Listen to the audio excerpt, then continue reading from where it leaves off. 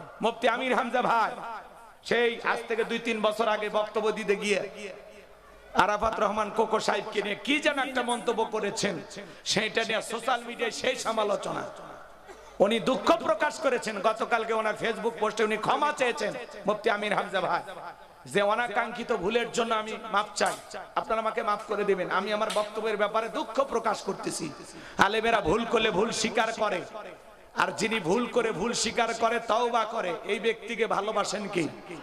আল্লাহ বলেন ইয়া আইয়ুহাল্লাযীনা আমানু তুবু ইলাল্লাহ, হে ঈমানদারেরা তওবা করো। কথা বলেন না কেন? ঈমানদার যদি ভুল করে সে নিজের ভুল স্বীকার করে আল্লাহর কাছে তওবা করবে, আর যে ব্যক্তি ভুল স্বীকার করে তার ভুল ক্ষমা করে দিতে হয়, তাকে নিয়ে সমালোচনা করা যাবে না। মুফতি আমির হামজা সহ উলামায়ে কিরামদেরকে নিয়ে যারা সমালোচনা করতেছেন আল্লাহর রাস্তে থেমে যান। কথা বলেন না কেন? আজকে চরমনাই জামাত তাদের জোট ভেঙে যাওয়ার কারণে একে অপরকে প্রতিপক্ষ বানাইয়া ফেসবুকে যারা বিষাদগার করতেছেন, গালিগালাজ করতেছেন, আল্লাহর রাস্তে থেমে যান। আমরা সবাই ভাই ভাই মিলে মিশে দেশে বসবাস করতে চাই, কেউ কাউকে গালি দেব না। আমার কথার দ্বারা কোনো ভাই যেন কষ্ট না পায়। কথা বলে না কেন? চরমনায়ও ভালো, জামাত ইসলামে ভালো, সবাই আমাদের দেশের মানুষ, সবাই দেশের কল্যাণ চায়, শান্তি চায়, ভালো চায়। কথা বলেন, তাহলে সমালোচনা কেন, গালিগালাজ কেন, একে অপরকে নিয়ে মুনাফিক বা ঈমান কেন বলছেন? থেমে যান। কথা বলেন, এই ফেসবুক যুদ্ধ ভালো লাগে না আমার। একজন আরেকজনের বিরুদ্ধে কেন সমালোচনা করেন? সবার জন্য শুভকামনা, দোয়া। চরমনায় হুজুর একাই এগিয়ে যাক, আলহামদুলিল্লাহ। এনারা 11 দল জোট বাড়ছে, আলহামদুলিল্লাহ, এগিয়ে যাক। কথা বলে না কেন? দেশের মানুষ তো ঠিক করবে তাদের নেতা হবে কে। অন্তত 12ই ফেব্রুয়ারি পর্যন্ত লাফালাফি বন্ধ করে। কথা কর, নিজের কাজ মনোযোগ দিয়ে করেন। আগামী 12ই ফেব্রুয়ারি রাত 8টা-9টা পর্যন্ত অপেক্ষা করেন। এর মধ্যে ইনশাআল্লাহ আপনারা আপনাদের দেশের নতুন প্রধানমন্ত্রী দেখতে পাবেন। কথা বলেন ঠিক কিনা? আল্লাহ এ দেশের একজন দেশপ্রেমিক, নেককার, নামাজি, ভালো মানুষকে যেন নেতা হওয়ার তৌফিক দান করেন। যারা বলেন আমিন। সৎ মানুষের প্রয়োজন, দেশপ্রেমিকের প্রয়োজন, কারণ এই দেশে আর কিচ্ছু নাই, সব দুর্নীতি করে লুটে পেটে নিয়ে গেছে। এজন্য ভালো মানুষ সামনে যদি নেতা না হয় আমাদের অবস্থা খুবই খারাপ। কথা বলে না কেন? যাদেরকে সামনে আমি দেখতে পাচ্ছি আলহামদুলিল্লাহ সবাই ভালো। কথা বলে না কেন? সবার ভিতরে ভালো গুণ লক্ষ্য করা যায়, কাউরে খারাপ বলার সুযোগ নাই।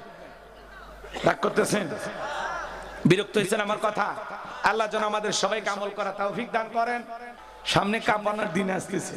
কি গো আমার ভাইয়েরা, গভীর মনোযোগ দিয়ে কথাগুলো শুনে যান বাজান।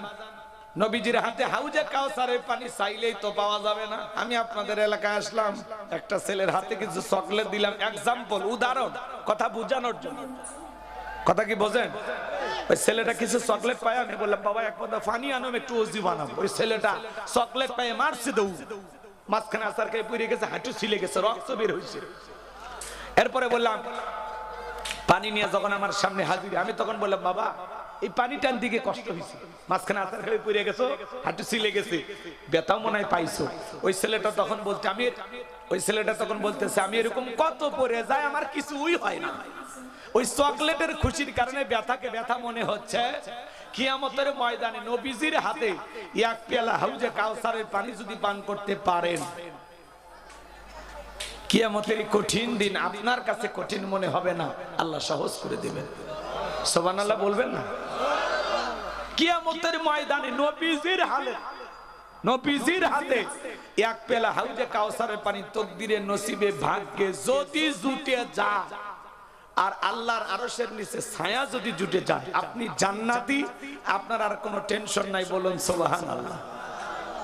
কিন্তু হাউজে কাউসারের পানি চাইলেই তো পাওয়া যাবে না, কাজ করা লাগবে। ঠান্ডা পানিতে ওযু বানায় সালাত আদায় করতে হবে। হঠাৎ করে নামাজ আদায় করা শুরু করলে পুরাতন মুসল্লিরা এই নতুন হঠাৎ যে নামাজি তার দিকে সমালোচনা করে। সূর্য আজ কোন দিক উঠছে? উত্তর পাড়ার বাদশা দিকে মসজিদে। নামাজ পড়বি না 2 দিন পরে ছাইড়ে দিবি। এই চাচা, দাওয়াত দিয়ে তো 5 জনকে মসজিদে আনতে পারেন না। হঠাৎ করে একটা লোক নামাজ ধরেছে, আপনার সমস্যা কোথায়? কথা কয় না? আপনি কেন সমালোচনার তীর তার বুকের ভিতরে মারতেছেন? কেন সমালোচনা করে ওই মানুষটাকে কষ্ট দিচ্ছেন? ওই লোক যদি পরে রক্ত থেকে আল্লাহর ঘরে আর না আসে কি জবাব দিবেন? কথা বলে। এই জন্য কোন নামাজি ব্যক্তিকে নিয়ে সমালোচনা করবেন, আপনার কথার দ্বারা কোন নামাজি বেনামাজি কোন ধরনের মানুষকে কষ্ট দিবেন না। আমার দিকে তাকান, আমার দিকে তাকান। কষ্ট হচ্ছে আপনাদের? কেউ নামাজ ধরেছে, হঠাৎ করে হাতটা ধরে বলেন, ভাতিজা তুমি মসজিদে আসছো দেখে দিলটা ভইরা গেছে, আল্লাহর কাছে দোয়া করি আল্লাহ যেন তোমাকে মৃত্যু পর্যন্ত মসজিদে এসে সালাত আদায় করার তৌফিক দান করেন। কথা বলে ঠিক কিনা? আপনি দোয়া করেন। আসরে নামাজ পড়ে বলেন, ভাতিজা এক কাপ চা না খাইয়া আজকে তোমার এ ছাড়বো না। ভালোবাসা দেন, বুকে টানেন, আদর করেন, উত্তম ব্যবহার দেখান। দয়া করি আপনার কথাই যেন কোনো মানুষ কষ্ট না পায়, এটা মাথা রাখা দরকার আছে না নাই? যুবক বয়সে দাঁড়িয়ে রাখছে, এই নিয়ে সমালোচনা আছে আছে। বউ নিয়ে ঘুরতে গেছে, ভাবি আসসালামু আলাইকুম, সাথে চাচার খবর কি? বউ বাড়ি দেশে রাগ করে, বাইরে তোমার সাথে যাওয়া জানে কেন? কয় আমার এটাকে ভাবি আর তোমারটাকে চাচা। যেই বউ নবীর সুন্নত দাড়িকে মহাব্বত করে না, এই বউ আপনাকে 100% ভালোবাসা দিতে পারবে না। কথা কয়। পৃথিবীর সকল নবীদের মুখে দাড়ি ছিল, এটা নবীজির স্পেশাল একটা সুন্নত। টুপি খোলা যায়, জুব্বা খোলা যায়, দাড়ি খোলা যায়। কথা বলেন। মহিলারও দাড়ি নাই, পুরুষেরও দাড়ি নাই, হইল নাকি? কথা কয়। 50, 60, 70 বছর বয়স হয়ে গেছে, চামড়া ঝরে গেছে, এরপরে সেলুনে যাকে মারিয়া দে, ক্লিন শেভ কর। নাপিত বিরক্ত হয়ে গেছে, চাচা যে কায়দা চামড়া ঝরে গেছে প্লাস দিয়ে টানে টেনে সেভ করে। আপাতত দাড়িটা ছাড়িয়ে দিয়া আপনিও বাঁচেন আমরাও বাঁচি। কয় না ভাতিজা, দাড়ি রাখলে চুলকে চুলকে, দাড়ি চুলকে কবরে যাও, ফেরেশতারা চুলকানির মলম নিয়ে বসে আছে, তোর জাগা মতো মলম লাগিয়ে দিবি। কথা কোন ঠিক না? দাড়ি রাখলে চুলকে না, এই খালি দাড়িতে চুলকায় না, শরীরের আরো জায়গায় চুলকায়। চুলকাই মানে অ্যালার্জির সমস্যা, চর্ম যৌন অ্যালার্জির ডাক্তার দেখাও। কথা কয় না? আপনি মুসলমান, মুখে দাঁড়িয়ে রাখতে মনে চায় না, এটা হইল নাকি? এটা দিনাজপুর জেলা, এখান থেকে আপনি ঢাকার উদ্দেশ্যে রওনা করছেন, উদাহরণ কথা বোঝানোর জন্য। হানিফ গাড়িতে চড়ছেন, আর ব্রেক ধরে না ঠিক মতো। যমুনা সেতুতে যাওয়ার আগে বাস আর ট্রাক মুখোমুখি সংঘর্ষ, দুর্ঘটনা, আপনি মারা গেছেন। আল্লাহ না করুক আপনি মারা গেছেন, পকেটে টুপিও নাই, মুখে দাড়িও নাই, হয় চেন খুলবি না হলে লুঙ্গি তুলবি। কথা কয় না?